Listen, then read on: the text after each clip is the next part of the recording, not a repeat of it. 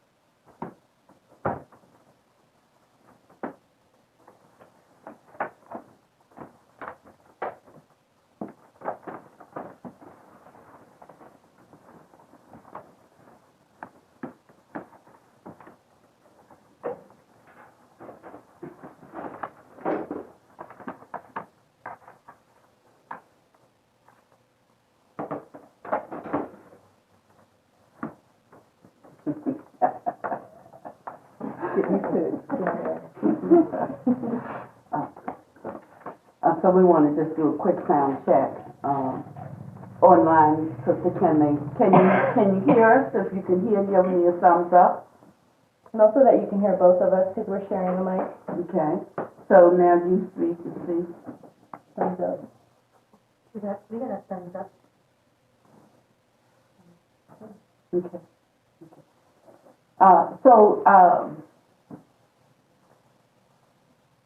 The first thing I want to say is to speak to Richard and Maureen. And I appreciate them so much. And together, they have agreed that Maureen can come and spend chunks of time here at Heartwood. She's one of our board members, and she's a working board member. And when she comes, so much gets done, and we love it because they are such a committed couple, and yet I guess he's okay with her coming and staying for months at a time. And so she'll be staying until March-ish this year. And there have been times she stayed longer, much longer than 3 months. And so I really appreciate that she can do that and it not destroy the harmony in their family, but enhances their harmony, or so she tells me. But the reason I wanted to bring it up is because we are continuing the novena, and they have a date night on Thursday. And she had asked us to please not let it be on Thursday because that's their date night. But the problem is that it allows for some people who come in on Tuesdays and Thursdays and Sundays to be able to also attend the novena that on a day that they're already here. And it's enough days between Sundays to allow for some immersion, in the Dharma and spiritual practice, sort of like midweek. Otherwise, for some of us, it would be Sunday, Tuesday, Wednesday, Thursday, and so that's why we have to do it on Thursday. So I was wondering, what time is your date? We have an agreement that we are going to attend Dharma at Cleveland Insight actually, we could move it to just 2nd and 4th, and then I could be a novena on the other Thursday nights. And then in Cleveland Insight Dharma with the husband via Zoom. So, that's so lovely. Families that pray together stay together. That's what they used to tell us So in church. So if you all are doing a Dharma session together on Thursdays, I think that's wonderful. So continue that. I'm sorry you just missed the novena. But I wanted you to know why, because I know you had asked specifically, could we make it on a night? But that honestly is, for the most people, the most convenient night. And the other would be Tuesday evening, but Tuesday we're coming off of our Monday lazy day, our day off, and we're always jam-packed with work on Tuesday. So I just wanted you to know that. Thank you. And, but you could always watch it after if you like. We're going to have to record your guitar and your singing so that we can continue on key. Okay. All right. Thank you. That's huge. So see how easy that was to talk something out that could have been very difficult. She could have gone away pouting like they don't care about me, and I come all the way from Missouri to be here, and they can't give me the one night I asked for. All these kinds of things. Everything can be talked out and worked out.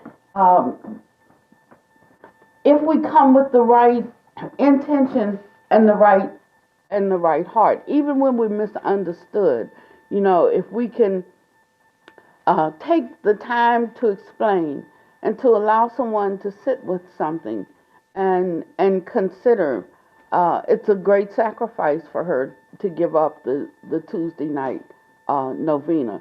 It's a great sacrifice for us to do without her presence with the singing and the guitar playing. But it gives me great joy to know that they're doing a Dharma study together on Thursday. And so that trumps our agenda. I didn't try to get her to change whatever they're doing. I was going to see if we could change our time so that we could do it earlier on Thursday. That's a possibility. But just wanting to find out what's what. And we're so secretive. We think everything is a secret because we think everything is personal. But it's not. It's learning to talk openly about things. When you're planning an action and it's going to affect people, don't come after the fact and tell them when you're planning, if you care about them, I'm saying. These are things we just have to learn how to do, to see how we wittingly and unintentionally create harm, create hurt, create mistrust, and give the wrong impression, because everybody already has their own impression about what they think is going on or what they think about somebody else. It comes in the package, and we have to learn how to lift that off of ourselves. But I think of everything that we could do moving forward this year. If we could add an extra dose of honesty, sincerity, clarity, and just being willing to talk up front about things, it would make things so much better. We wouldn't always have to be doing, forgiveness. we would learn how to not take things so personally, and we learn how, when something happens, to not just make up in our minds what happened and why it happened without actually finding out. And then when a person's given an explanation, to really be listening to what they have to say. Introducing this level of honesty and clarity into the world would be huge. It would be huge. And it would go a long way towards us cultivating and sustaining, because I think we are all cultivating loving kindness.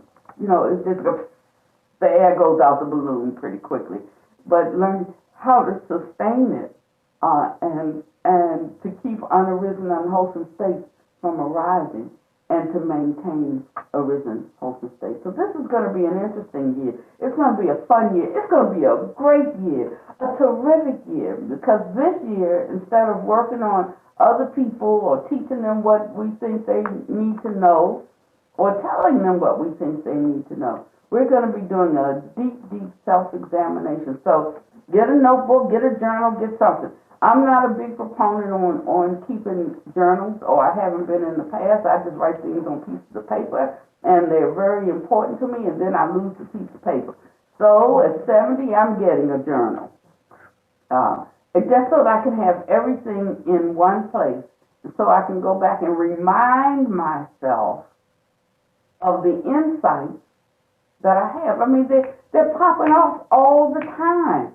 That's the thing. The insights are popping off all the time, and it's huge when it hits us. But then we go on about our business, and 2 days later, we've forgotten how really huge it was, how much it impacted us when it came to us, when something became clear to us. And in that way, we trample it underfoot. We lose its significance before we can even put it into practice. We forget it.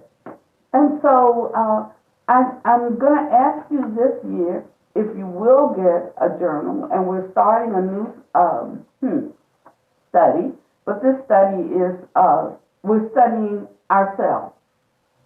We're learning ourselves this year. So it's called 50 Weeks of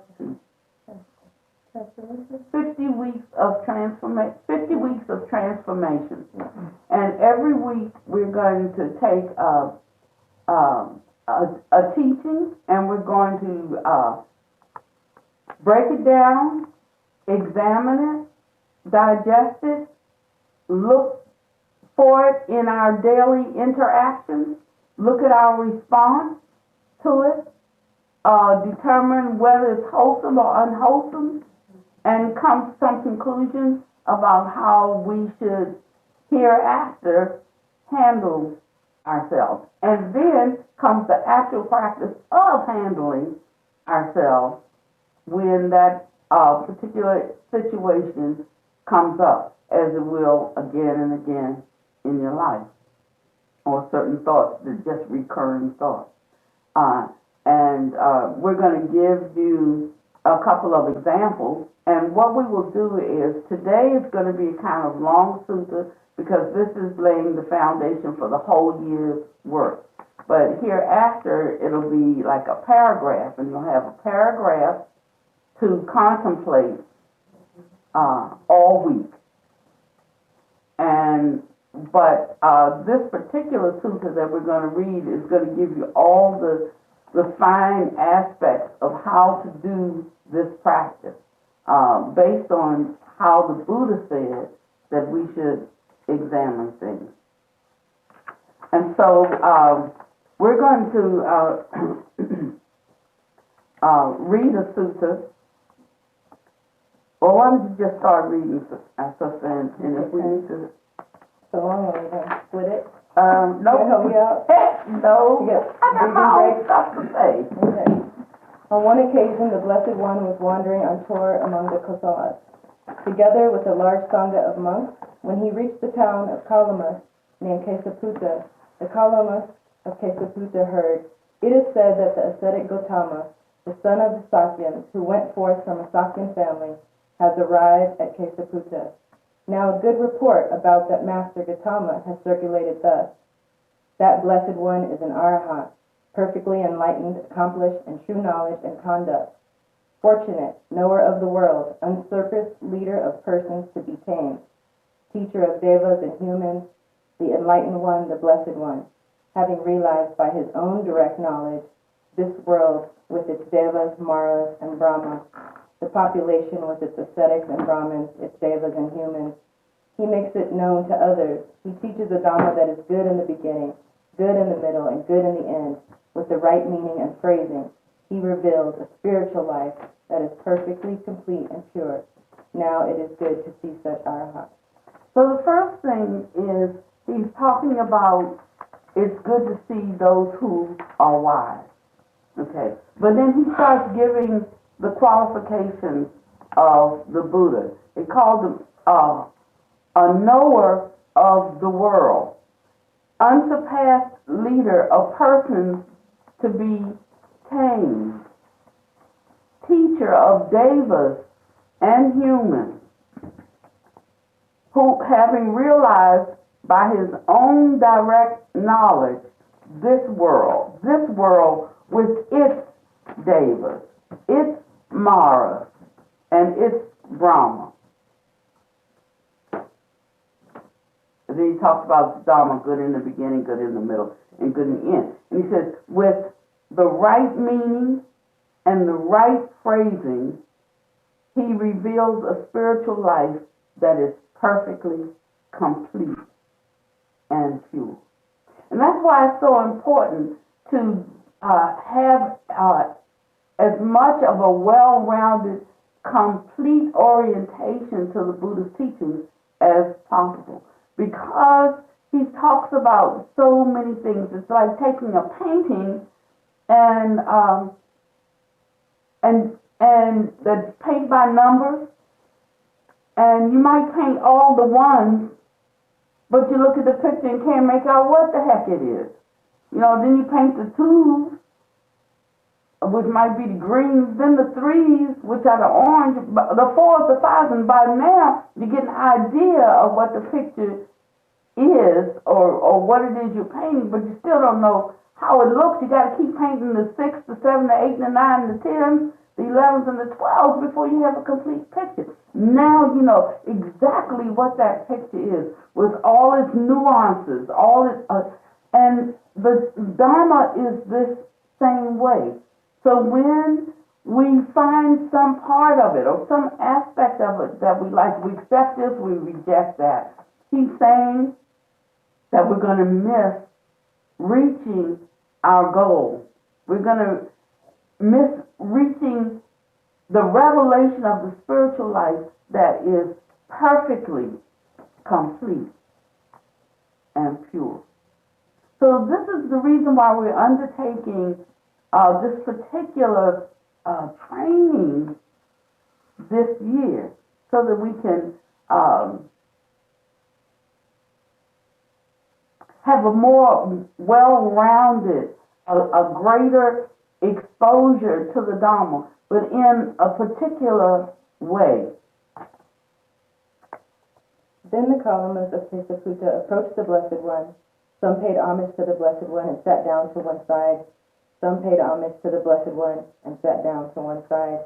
Some exchanged greetings with him, and when they had concluded their greetings and cordial talk, sat down to one side. Some reverentially saluted him and sat down to one side.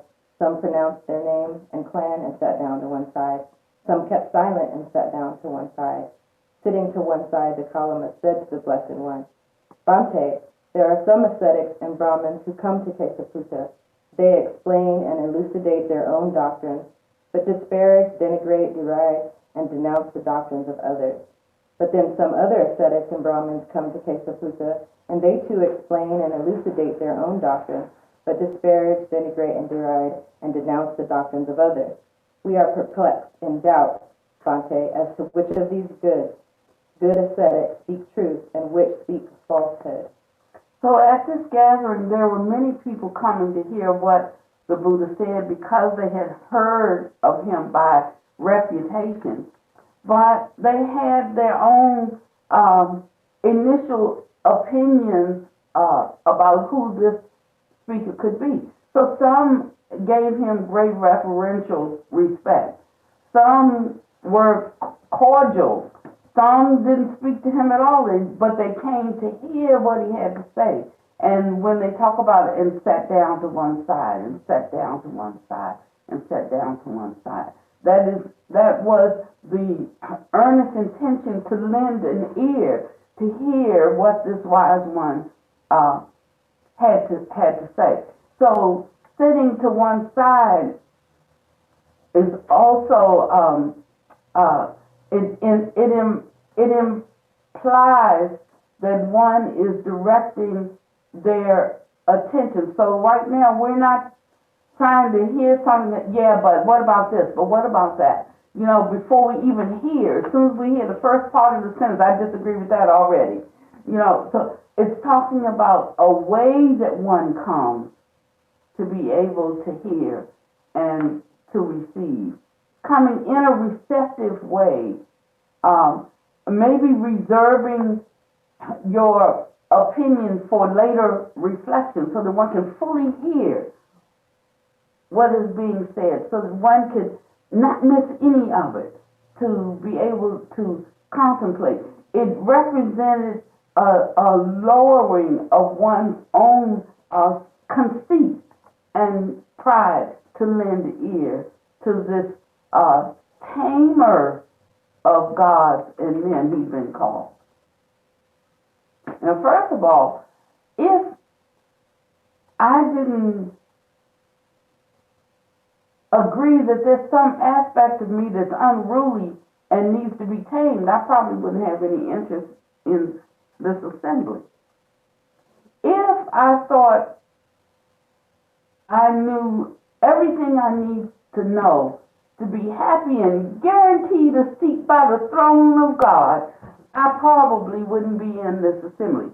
If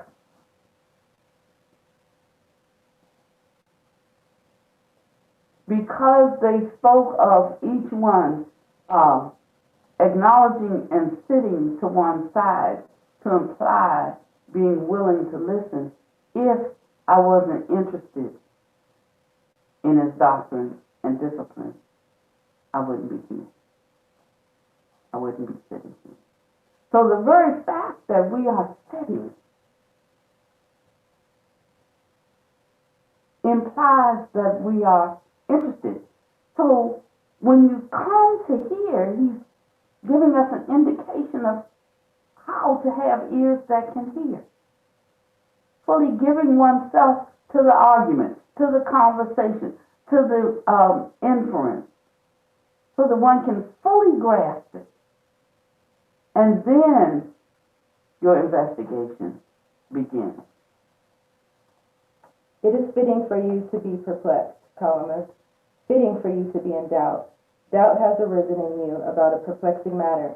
Come, columnist, do not go by oral tradition, by lineage of teaching, by hearsay, by a collection of scriptures, by logical reasoning, by inferential reasoning, by reasoned cogitation, by the acceptance of a view after pondering it, by the seeming competence of a speaker, or because you think the ascetic is our guru. Okay, so we're in trouble now, because he's just named all the different ways that we examine something to determine how useful it is, or or how wholesome it is, or how good it is. They were saying, like, we appreciate that you hear a whole lot of holy men come here and talk, to us, and each one says that his own doctrine or his group's doctrine is the true one, is the highest, is the best one. So we don't know which one is the best, or we don't know what's true. I mean, how are we supposed to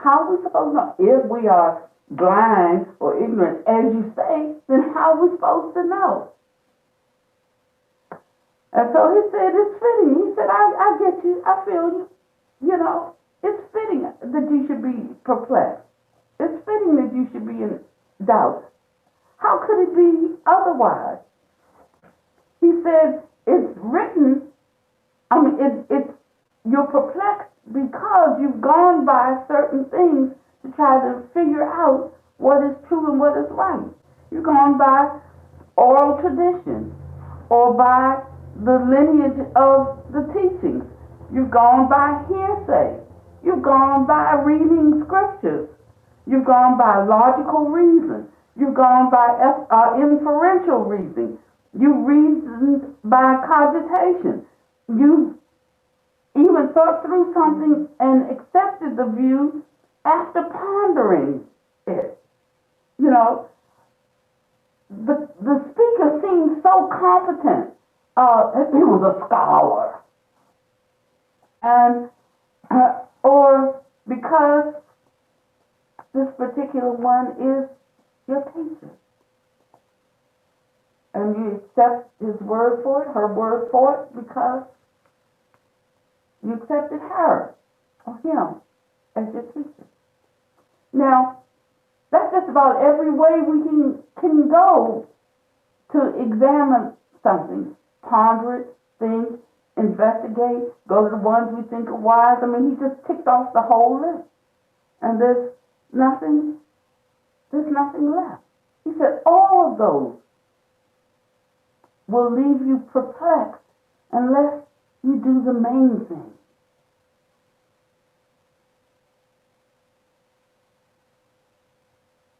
But when, columnists, you know for yourselves, these things are unwholesome, these things are blameworthy, these things are censured by the wise. These things, if accepted and undertaken, lead to harm and suffering. Then you should abandon them. So he says, here's the main thing. You have to know for yourself. From the inside, it has to rise up in you. It has to be clear to your own mind and heart. This is unwholesome. You know, sometimes I tell you, you're like doing that thing right there, that might be allowable for you, you know, but it's not for me. It's okay if you do that, but it's not okay if I do it. And it's not because I think I'm better than somebody else, but I have seen for myself that that is an unwholesome way for me, or that comes to my harm, or it might make me harm you. I know that. So that thing right there, I can't do that. That thing right there, I can't say that. That I can't think in that way. We have to know for ourselves what we personally can hold and accommodate in a wholesome way, or recognize it as unwholesome for us. You know, so there's all these shades. You can take blue and you can come up with 50 different shades of blue, right?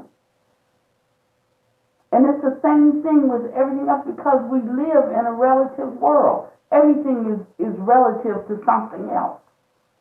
You know, so how do you know what is absolutely allowable for you or not allowable for you in the plethora of shading? One has to come to one's own conclusion. And look at how he begins to help them to agree with him. He's not just telling them something. He starts to ask them a question, and they have to decide where they stand on that question. What do you think, columnist? When greed arises in a person, is it for his welfare or for his harm? For his harm, Bhante. Columnist, a greedy person overcome by greed, with mind obsessed by it, destroys life, takes what is not given, transgresses with another's wife, and speaks falsehood, and he encourages others to do likewise. Will that lead to his harm and suffering for a long time?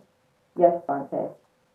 What do you think, columnist? When hatred arises in a person, is it for his welfare or for his harm? For his harm, Bhante. Columnist, a person who is full of hate, overcome by hatred with mind obsessed by it, destroys life, and he encourages others to do likewise. Will that lead to his harm and suffering for a long time? Yes, Bhante. What do you think, columnist? When delusion arises in a person, is it for his welfare or for his harm? For his harm, Bhante.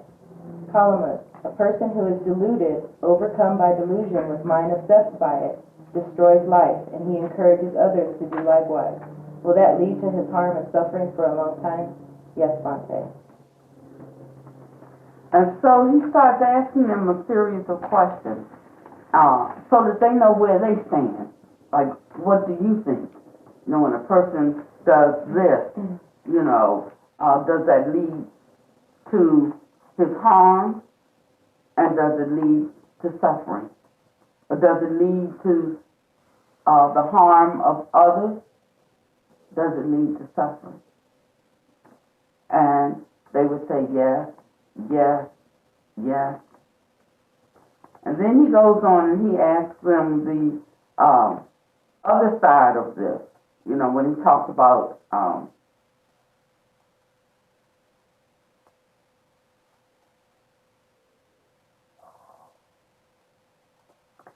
whether something is blameworthy, and we're going to send you this super so that you can really take your time to read it.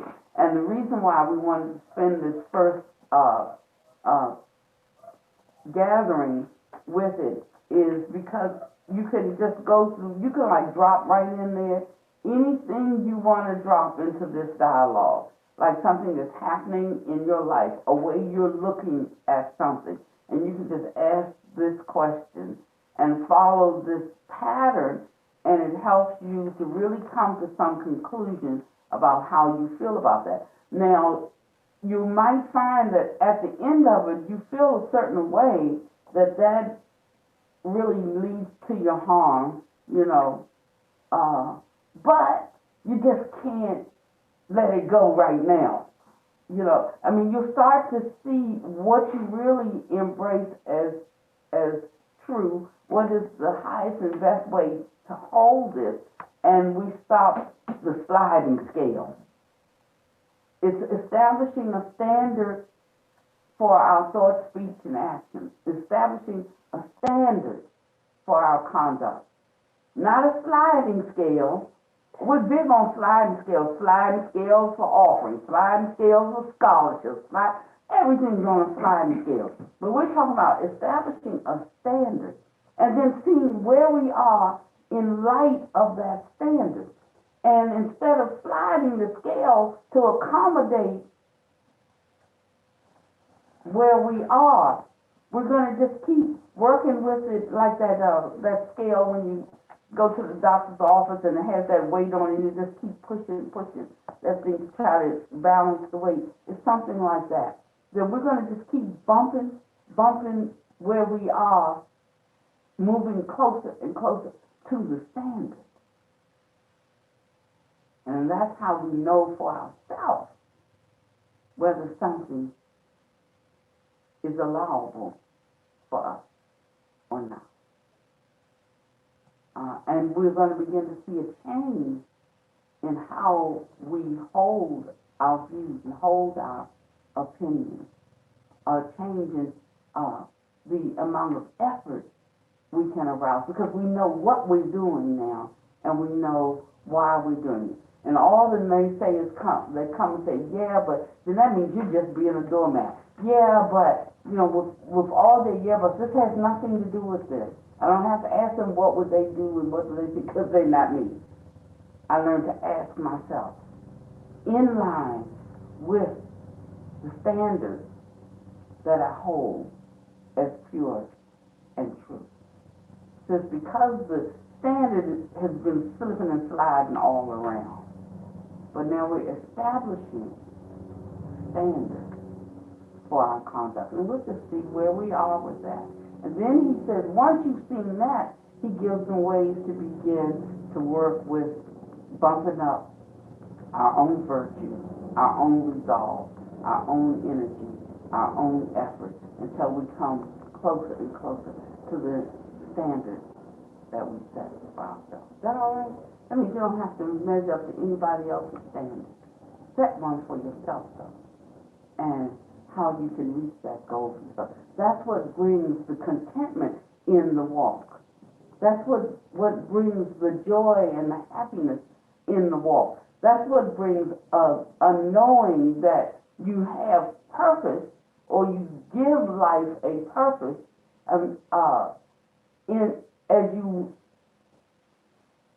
as you move yourself towards the level of the standard that you hold as excellent and pure.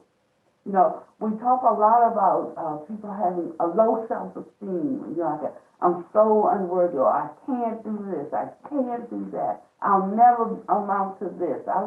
And all of that negative talk, it comes from not having a sure and steady standard.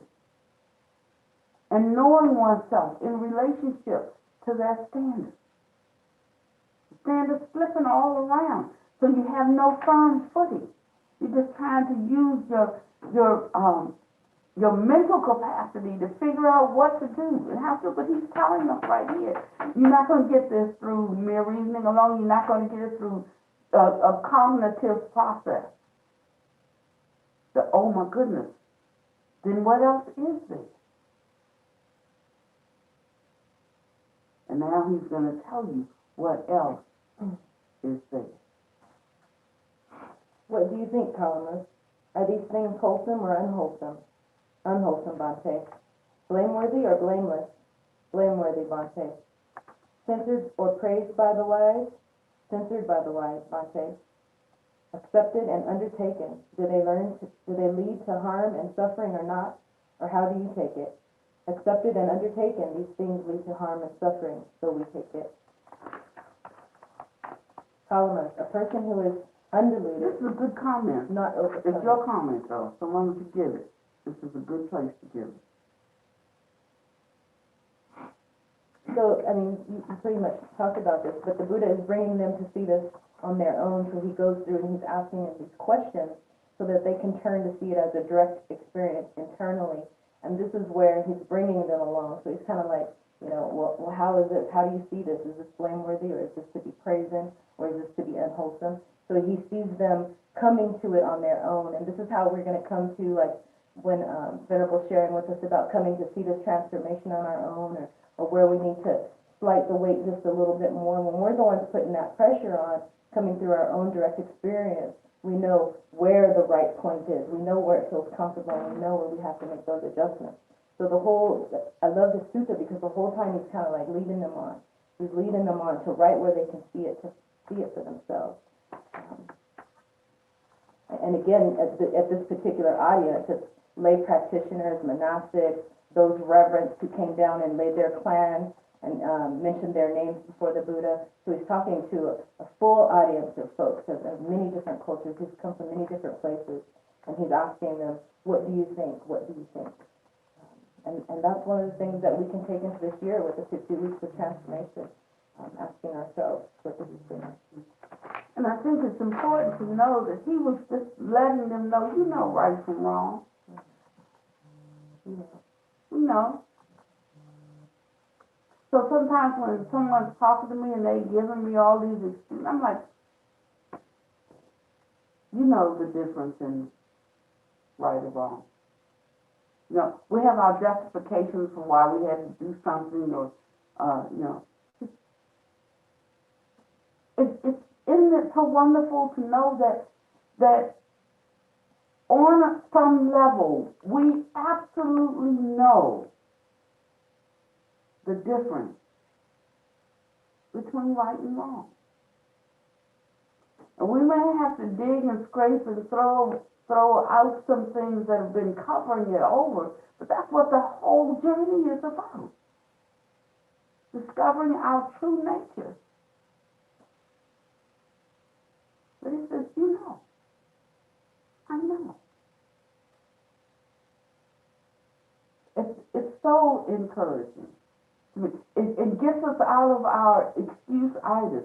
You know how we like dumb ourselves down, you know, until we don't even trust our own opinions and our own views, and rightfully so in a whole lot of circumstances, you know. But he's teaching them, he's giving them the hope and the confidence that they can unpack any issues that comes up before them. They can know, they can see it with clarity, they can know their position in it, they can know where they stand, how much on the stand of a wholesome response, you know, of what, or it's almost like we've bought into a confusion and a delusion. That's why it's important to have the whole counsel of the Dharma. Because if we keep just talking about, you know, greed, hatred, and delusion, and looking and seeing our greed, hatred, and delusion, and we're saying, like, you know, we're greedy, we're hateful, and we're deluded, and it starts to not have the desired effect. It becomes almost our go-to place. Well, what do you expect? You know, I'm greedy, I'm a hater, and I'm deluded, you know. And so we start to think we can't do any better, we're not expected to do any better, we don't try to do any better. But he takes them and says, you know, you actually know the inside, right from wrong. But because all of these external voices and opinions have been taken in, you're now confused.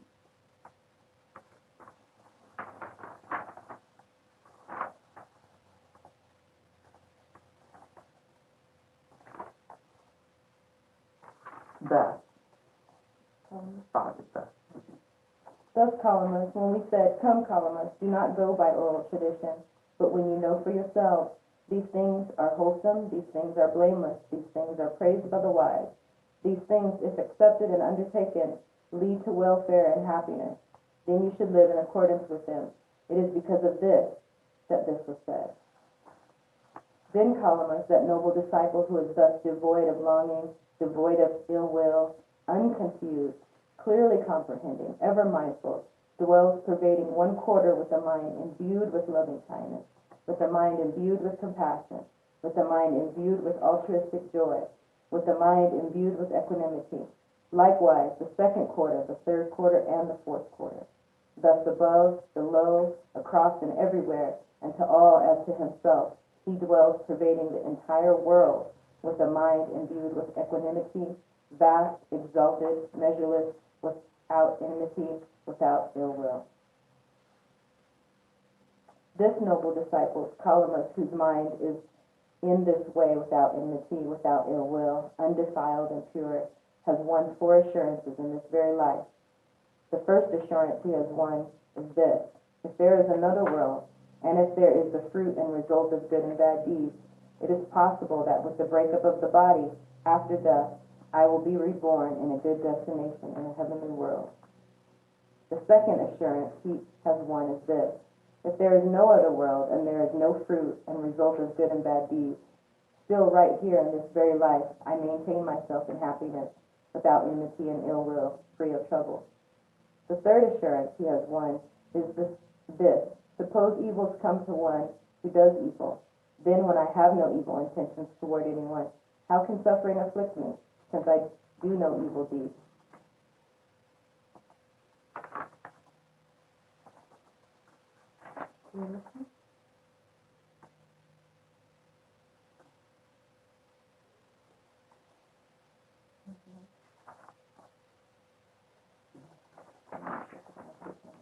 Thus, Columns, when we said, "Come, Columns, do not go by oral tradition, but when you know for yourselves, these things are unwholesome, these things are blameworthy, these things are censured by the wise, these things, if undertaken and practiced, lead to harm and suffering, then you should abandon them.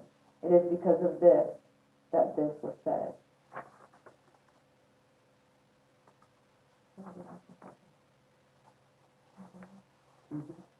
Come, Columns, do not go by oral tradition, by lineage of teaching, by hearsay, by a collection of scriptures, by logical reasoning, by inferential reasoning, by reasoned cogitation, by acceptance of a view, after pondering it, but by the seeming competence of a speaker, or because you think the ascetic is our guru. But when you know for yourselves, these things are wholesome, these things are blameless, these things are praised by the wise, these things, if accepted and undertaken, lead to welfare and happiness, then you should live in accordance with them.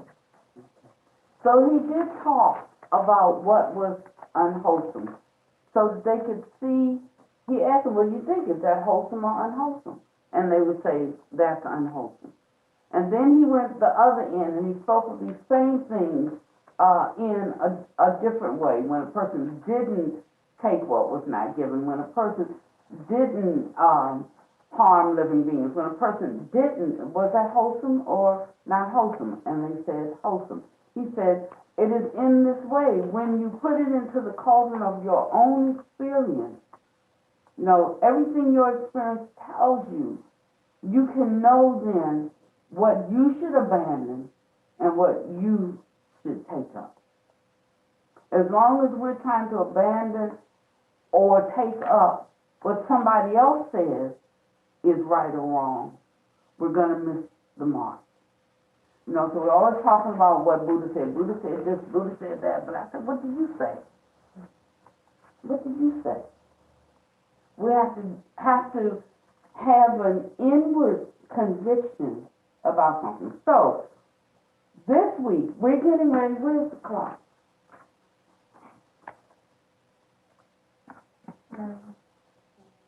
Okay. So we're going to break out for 20 minutes. How many people online? 17. 17?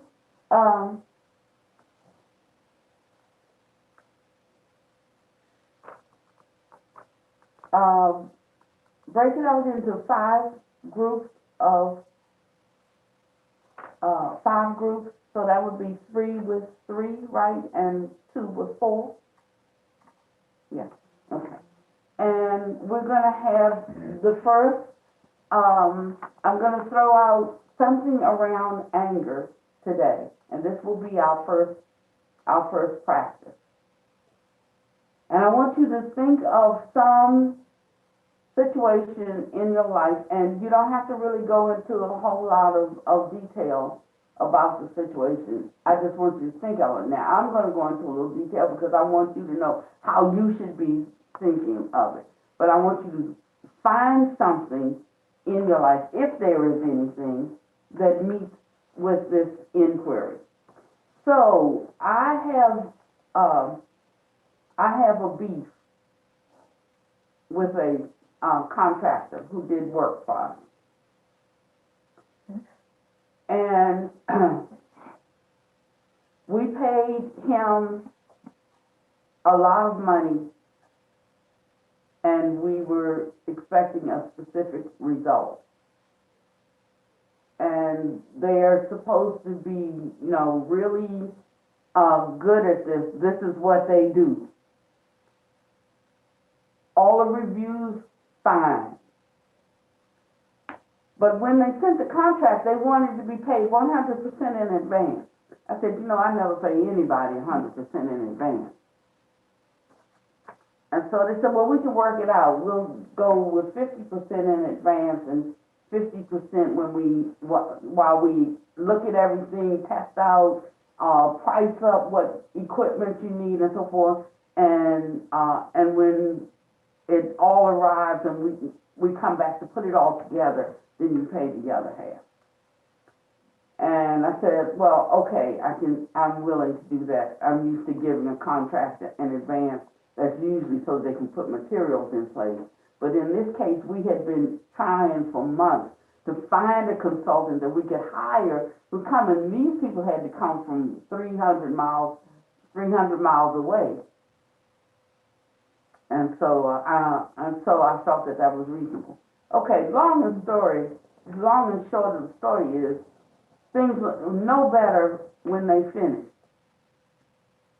And when we tried to talk to them about it, they were very dismissive. Like, oh, you must have forgot to charge the battery, and that's why that didn't work. Probably why that didn't work. I don't want to hear that kind of conversation after I just paid you $7,500. And so we're trying to have this discussion, and I'm getting more and more angry as the weeks are going on, and and we're not coming to any resolution. So now I have to take it to arbitration. Now, my practice as a monastic says I cannot take anybody to court. It says, how does it look for a spiritual person to drag a lay person up before the court? Better to suffer a loss. Okay, so I'm thinking, for me, I can suffer a loss. But I look at the people who help me to be able to provide these services and they're expecting that I'm a good steward over their money. So there's my excuse, my reason. I'm taking them to court. Okay, but I didn't take them to court because there was a deeper reason. This is how deeply you have to look through things. I'm mad with them. So the karma is in the intention and what I am feeding the intention for the action. Now, I am going to take them to arbitration, but I got to get myself together before I take them to arbitration because my mind is not in the right place for them. But yet I'm talking about getting enlightened. I'm talking about hanging out with the Davis on that mindset, hey, and here's somebody who, you know, legitimately, you know, I have a grievance. But that has me so angry with them that I can't even, it's hard for me to even talk to that sister. You're going to have to talk to him. Because, and I know that that is a block. You see what I'm saying? I might go to, what do you call it, mediation, and I might prevail. But for me personally, because I think I can lay this thing out in a business sense, but for me personally, what I stake my spiritual life on, I'm saying, I might win that, you know, skirmish, but I lose the battle. Because I'm angry. I'm working with that. And it's getting better. And I know I'm angry because every time it comes to my mind, I feel a pain in my chest. Oh, that's how I know. What is that? Is it just that I'm taking a Rolex? No, you got anger. You got anger. You know, but it took a while to even see that. Because I was so justified in my grievance. So this is how we have to work through things. And I got to get it fixed pretty quick because time is rolling on to even file for a grievance. You know, but I'm going to work on that. But what I'm working on is not his grievance. I'm working on my outrage about it. And I may never come to any conclusion that I shouldn't be outraged. I might have to just forget it, accept it, and cover it over with dirt. You know? I mean, if you can't make any sense of something, at some point you stop trying to just say it was just wrong, no way to justify it, and I accept that happened. You know? But yet it's still not worth me hating. Oh, it's not worth that. And so this is how we have to work with ourselves. Those big things that we just can't tunnel through, it's because we have to have our standards. We have to acknowledge that we know the difference between what's allowable and not allowable for us personally. So all of that confusion comes around me playing hopscotch. We're trying to bend and twist the rationale, the reasoning, and the rules to kind of line up with my outrage, you know, and yet there's my perfect standards standing in the way. You know, saying, well, what you going to do about me? What you going to do about me? And this is how we untie our knot. And so that's what I'm going to be reflecting on this week. This is a big knot for me. I might have some smaller ones too. And I'm going to look for them. But I'm willing to see them. I want to see them.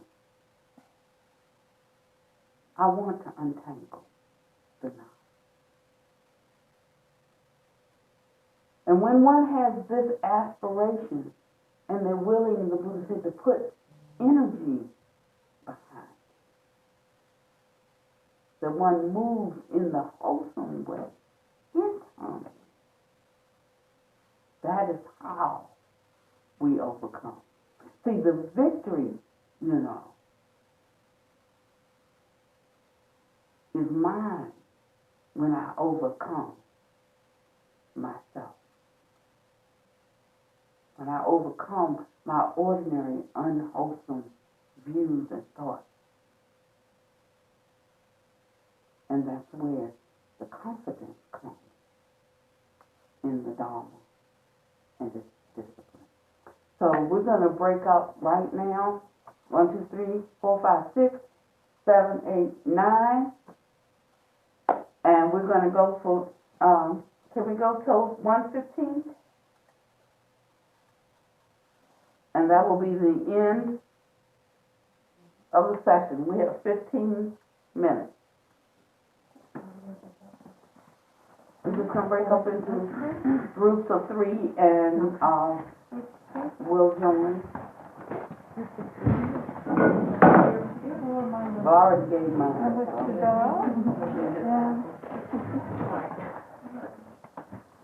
Did you see how, I think you got these ours? 1, 2, 3.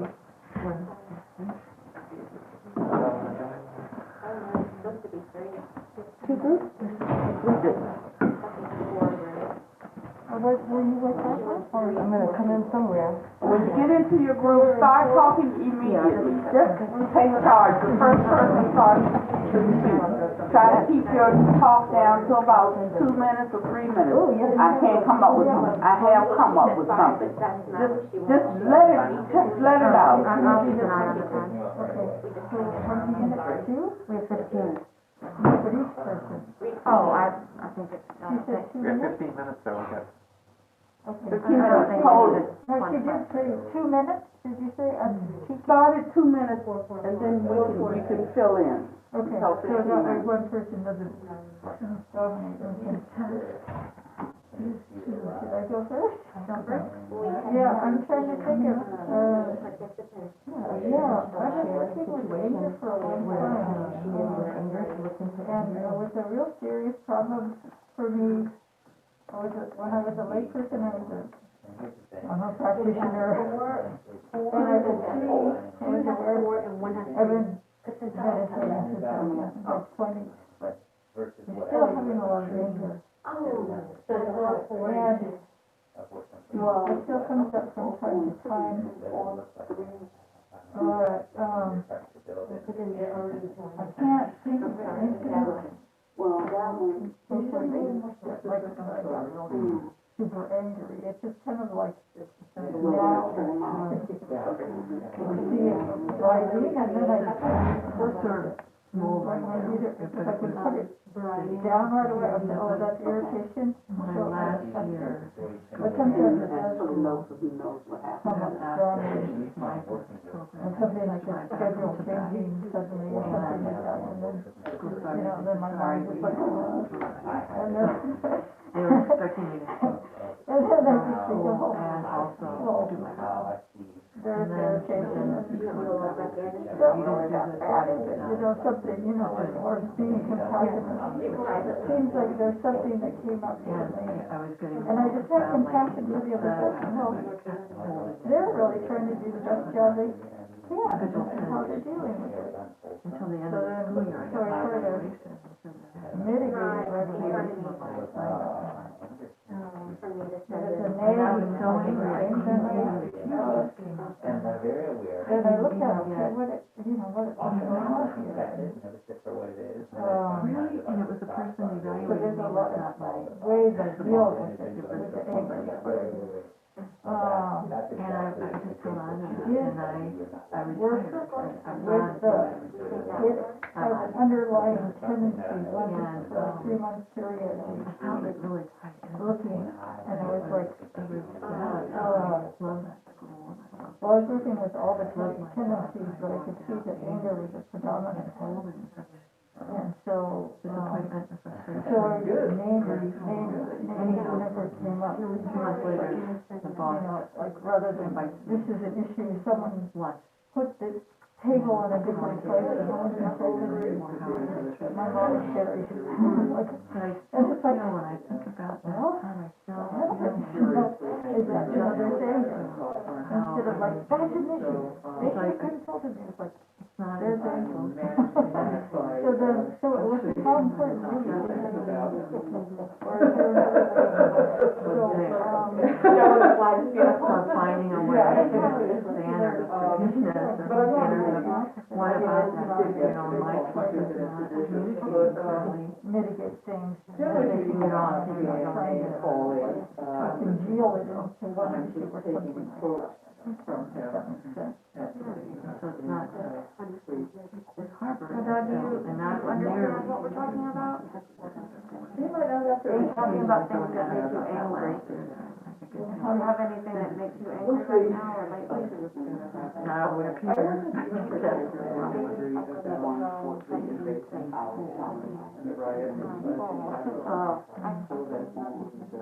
Even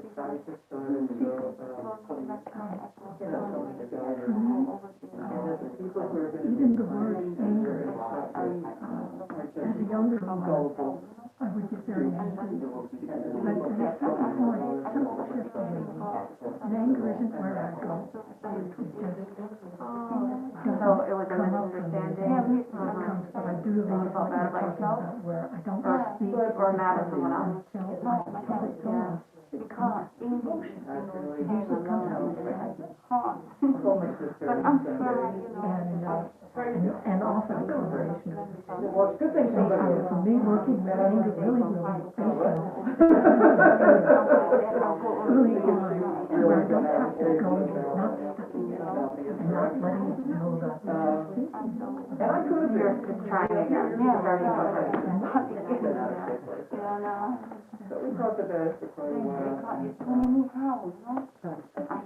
Can we put up the review for we? I look at the what is MH? What is, oh yeah, Mother House. Where to go? Yeah. I looked in there, She went one place and I think she was told to go to another place and then she got frustrated.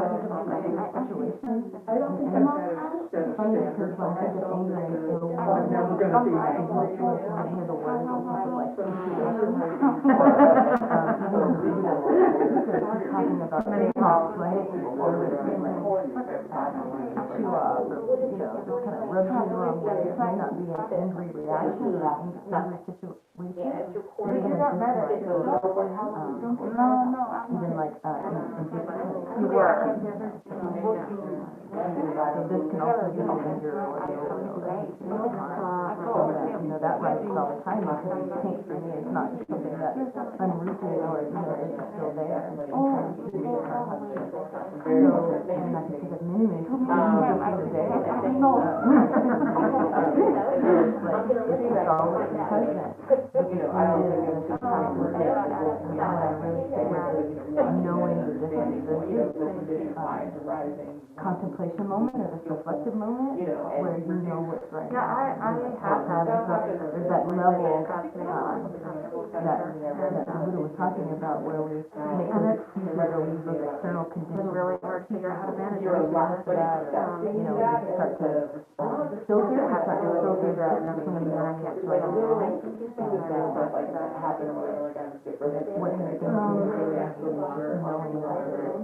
usually Trying to purify, meditate, let it go, let it go. filtering of thinking that excuses come back and that's where the self-question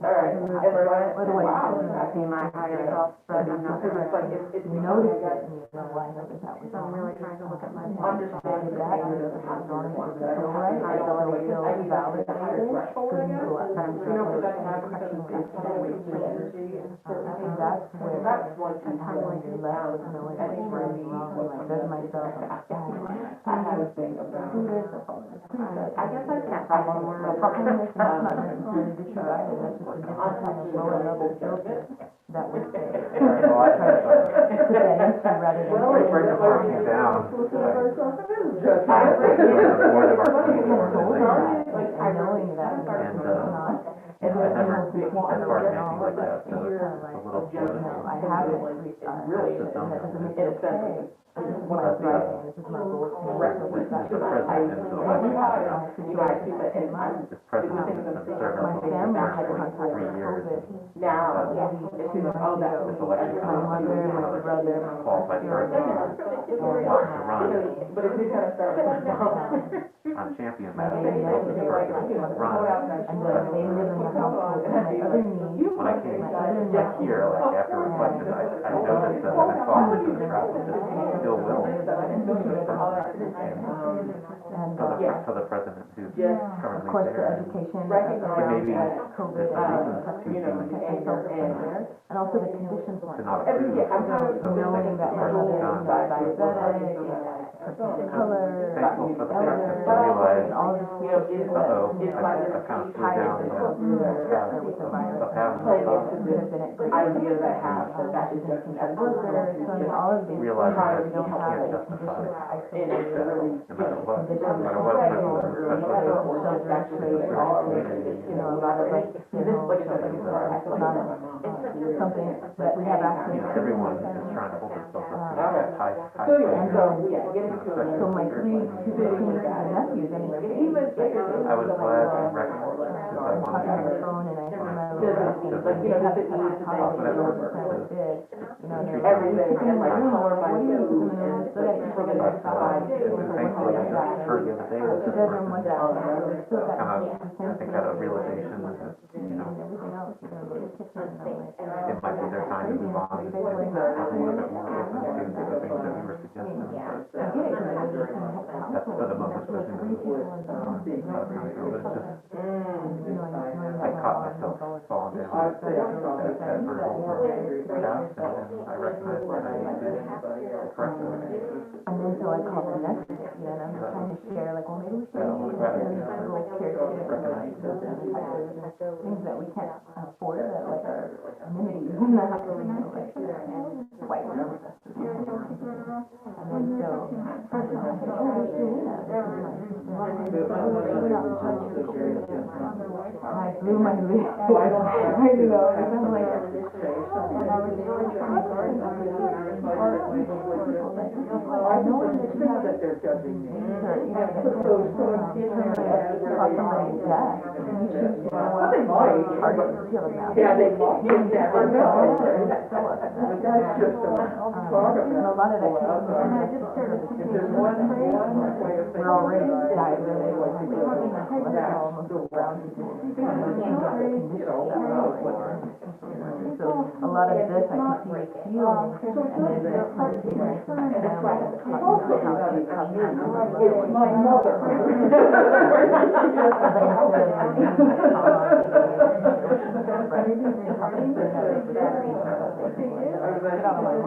You know, it's like, you know, so still go out. Her son's wife. Anybody. It's hard to hold yourself higher than everybody else so you can look down on everybody. You have to constantly, you know, hold yourself up all the time. Right away, we could have stopped. We always talk about this great action. So even in my action out of care, we have to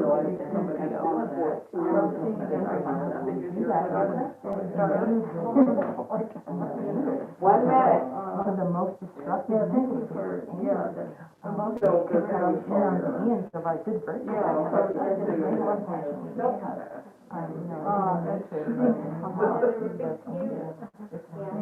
Just really see where, honestly, where I am. This is your karma. Your karma don't speak. There can be a difference between anger and out well. I go back and forth. Yeah, I mean, I can feel this irritation. We're going to lose. Go in and talk to me. Anger, I don't want to be talking about it. I'm not going to so, Like, as much as I have to think about it, and I say that I abhor that, I know.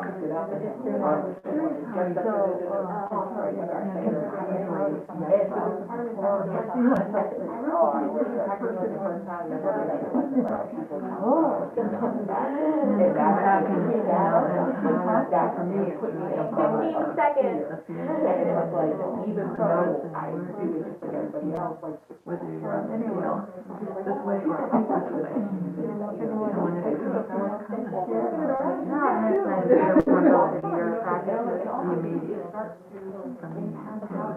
and again, I'm not throwing myself off. Whole other layer of, Pull yourself away. and then reaching out and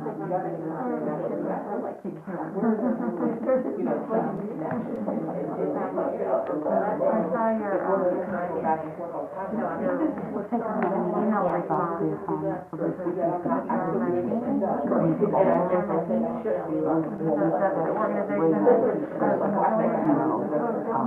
Now my reader. by those. Yeah, and then I looked it up and I saw that you were like something,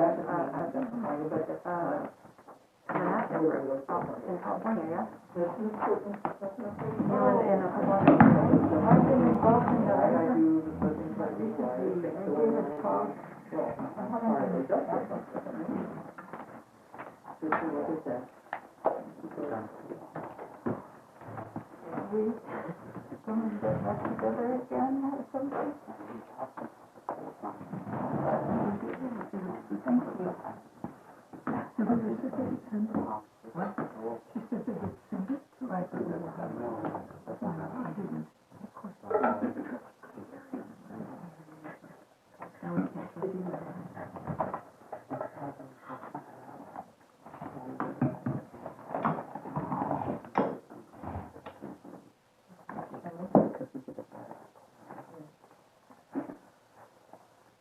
Okay, so our assignment for the rest of the week is going to be to continue to dive deep into the sutta. It's a Gupta Nikaya, and I will send it to you, the Kalama Sutta, either through the bulk email, or we'll also put it PDF on the bottom of the YouTube or also on the Facebook. But we also want everybody to go and re-register. We're going to change the link for the book study, and also we're going to keep this 50 weeks of practice through Zoom so that we can have a better dialogue and interaction. The dialogue that we had with each other in our breakout rooms around anger, we can continue to dive into that and look at knowing the difference between right and wrong without taking that filtered part, how the Buddha was leading the Kalamas to come across to see without the external conditions, that of our guru, those that we believe, or our rituals, or our traditions, or beliefs. And there's actually a different translation of this sutta, even the views of speculation of news. And if we look at what's happening in our world today, we can also see how that anger is coming up in those things that we're hearing or that we're believing, and also how we use this sutta to take that apart, right, to dismantle that and to look at what's left there. And to use the Brahma Vihara. So also the Buddha here teaches us, gives us the practices that we can use and how we can imbue those particular karmic seeds that anger can bring up, right? Because if we do something with anger, that actual mental state has the ability to cut off many of our virtuous actions and virtuous deeds. So it's one of the more destructive mental states that we have, and this particular practice of transformation and looking at these next 50 weeks of what is it that we're awakening to, right? We talk about unprecedented times. Well, where's the unprecedented practices and the transformation and the awakening and the Dharma centers and the practice centers? What are we doing that's different and that has never been done before, right? So we can start to look at that and start to kind of take these things down until they're parts and look at them. Panyawati talked about, we're going to have a fun year, and this is going to be great, and this is going to be joy. But she also said we weren't going to call ourselves Buddhists anymore. But I only know a bunch of Buddhists that think transformation and looking at your true self is a lot of fun, because it gives us that forward going, right? We know where to change, and we know how to come back and enter back into the world each day with a new set of seeds that we can plant. So, let's get uncomfortable. Thank you. Don't forget, go out to the website and re-register. And so next week, we'll go back into dialogue, and we'll have about 30 minutes for each group to talk hereafter. Just review the sutta. Thank you so much for joining us today. Happy to see you guys again. Bye. Thank you. It's good to see you.